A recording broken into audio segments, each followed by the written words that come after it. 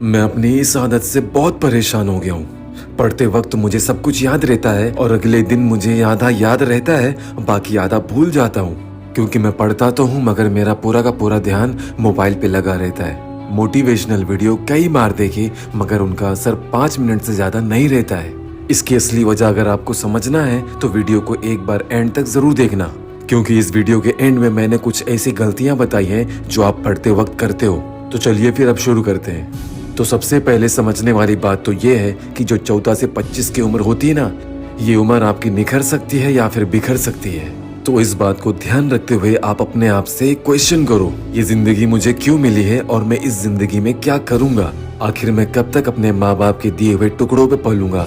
आखिर मैं कब तक उनके दिखाए हुए रास्तों पे चलूंगा? और एक बात हमेशा याद रखना, अगर आपको राजा बनना है ना तो भिखारियों से ज्यादा अपने आप को गिराना पड़ेगा।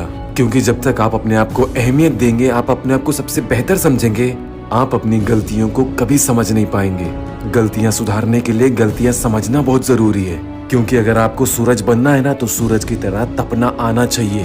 अब बात रही स्टडी की यानी पढ़ाई की। दोस्तों, आपकी सबसे बड़ी गलती तो ये है कि आप पढ़ने के लिए दिन या वक्त सेलेक्ट करते हैं, और अगर दिन या टाइम सेलेक्ट करते भी हैं तो आप उस टाइम पे कभी पढ़ते भी नहीं हैं। क्योंकि जब पढ़ने का वक्त आ जाता है तो आप बोलते हो कल पढ़ूंगा, सोमवार को पढ़ूंगा, मंगलवार को पढ़ूंगा, शाम को पढ़ूंगा, और आप कभी पढ़ते ही नहीं है। कल कल कल करके आपने अपनी जिंदगी के सबसे अहम कामों को कल पे डिपेंड कर दिया है, और आपको अपनी जिंदगी में जिन चीजों से बचना चाहिए वो आज और अभी आप करते हो। आखिर एक बात बताओ, आप कल कल कब तक करेंगे? अगर आपके मरने का वक्त आ गया तो क्या तब भी आप कल पे टालेंगे?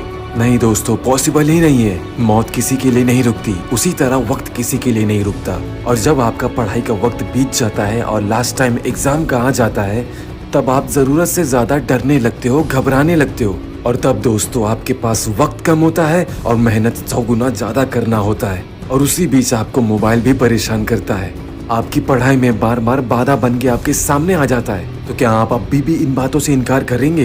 क्योंकि दोस्तों, आप अपने पढ़ाई का वक्त बर्बाद करके अपने लिए ऐसा पुल बनाते हैं जिस पे आपको चलने की हिम्मत भी नहीं होती। आप उस पे चलने से डरते हैं, घबराते हैं कहीं गिर ना जाए। मेरी इन बातों से मतलब है आपका एग्जाम, आपका याद किया हुआ सारे के सारे क्वेश्चंस के आंसर्स। दोस्तों, कम से कम एक बार उनके बारे में सोचो जो आपसे कई उम्मीदें लगाए बैठे हैं। मैं बात कर रहा हूँ आपके माता पिता की, आपके पेरेंट्स की, और वो हर इंसान की जो आपसे प्यार करता है और हमेशा आपका भला सोचता है या भला चाहता है। आपके माता पिता आपके लिए वो हर तकलीफ सहते हैं, हर तकलीफ झेलते हैं, बस आपके एक उज्जवल भविष्य के लिए। आपको उनकी तरह जिंदगी ना बिताना पड़े उस तकलीफ से बचाने के लिए।